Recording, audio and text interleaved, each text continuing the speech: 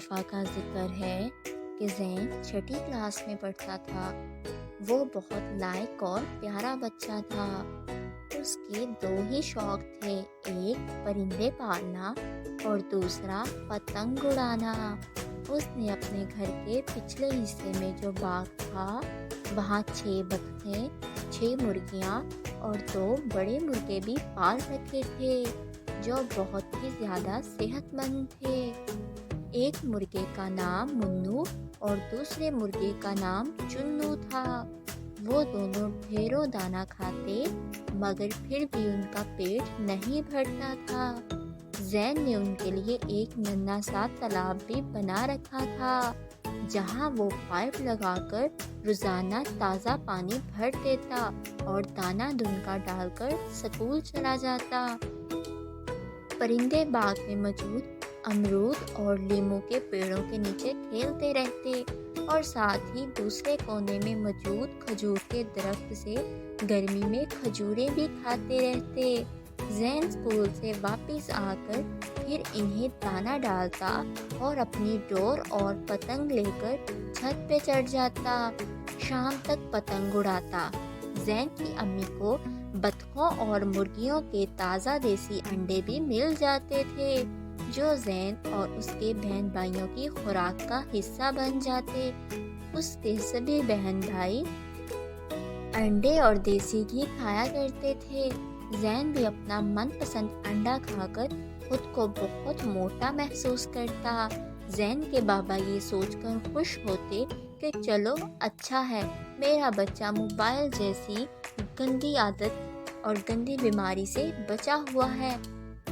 اسی طرح وقت بہت اچھے سے گزر رہا تھا کہ ایک دن زین کو اپنے والدین کے ساتھ اس کے ابو کے دوست کے گھر ایک پہاڑی گاؤں میں شادی پہ جانا پڑا۔ اس نے رات کو ہی تالاب بھر دیا اور پاس دانہ دھنکا بھی بکھیر دیا۔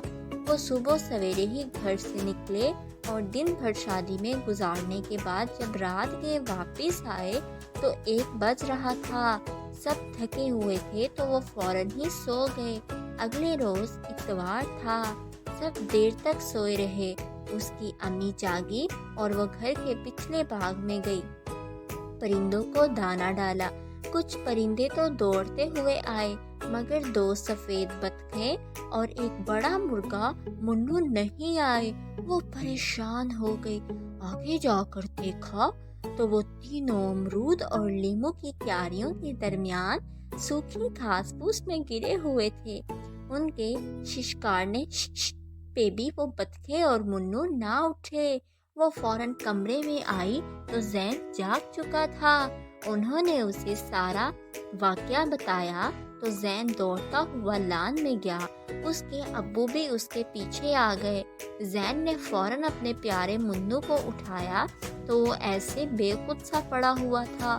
وہ بے ہوش ہوا تھا مگر یہ کیا، منو کے دونوں پنجے ڈور میں پھنسے ہوئے تھے اور اس کی ٹانگیں شدید زخمی ہو چکی تھی جن سے مسلسل خون بہہ رہا تھا جو کہ اس کے پنجوں میں بھی جم چکا تھا۔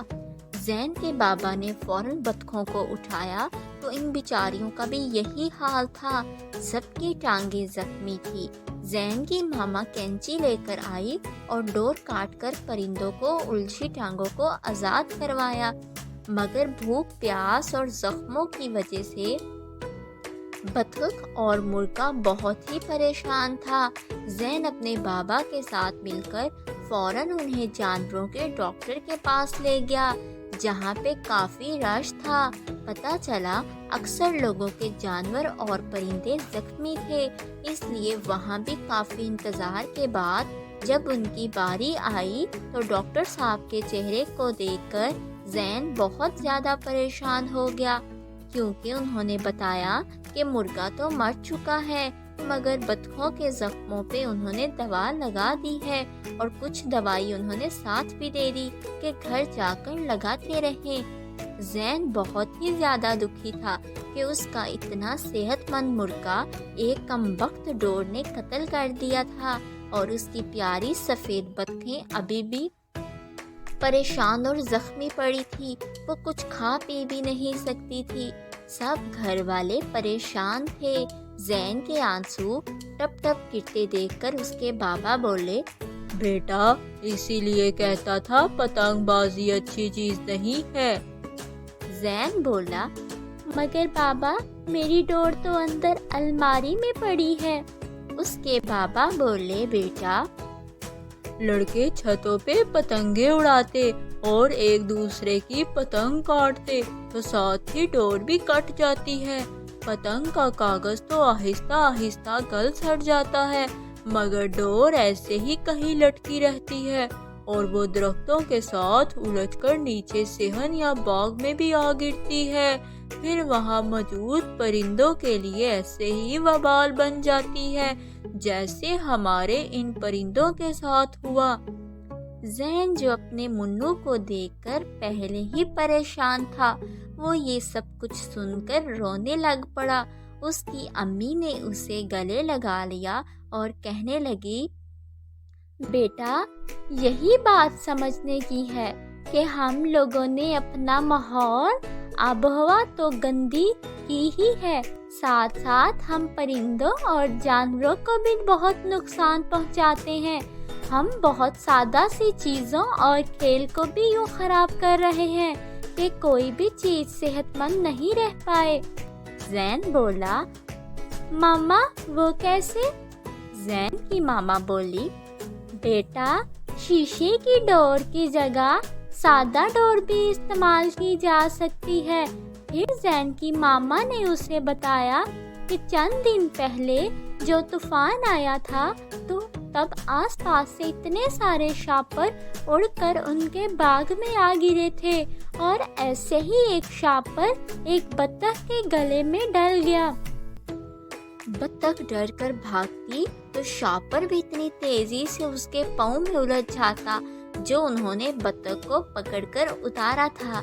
हमें ये शापर, डोर और ना गलने सड़ने वाली चीज़ों को छोड़कर कुदरती चीज़ें जैसे कपड़े के थैले, मिट्टी के बर्तन की तरफ आना होगा, वरना ये सब चीज़ें आसे बनकर ऐसे ही हमें सताती रहेंगी। प्यारे बच्चों, आज की इस कहानी से हमें सबक मिलता है कि हमें अपने माहौल को साफ रखना होगा, वरना दिन ब दिन ये गंदगी और मैली चीज़ें ना सिर्फ हमारे घरों को बल्कि पूरे शहर को गंदा कर देंगी, जिससे सभी लोगों, जानवरों, परिंदे और पंछियों को नुकसान होगा। प्यारे बच्चों, इस कहानी से हमें एक और सबक मिलता है कि हमें पतंग नहीं उड़ानी चाहिए, उसकी डोर बहुत खतरनाक होती है। आइए आज सब बच्चे मिलकर एक वादा करते हैं कि आज के बाद हम पतंग नहीं उड़ाएंगे और इसके साथ साथ हम अपने घर और शहर को भी साफ सुथरा रखेंगे। Keep watching Choo Choo TV. Subscribe our channel Choo Choo TV. Bye bye.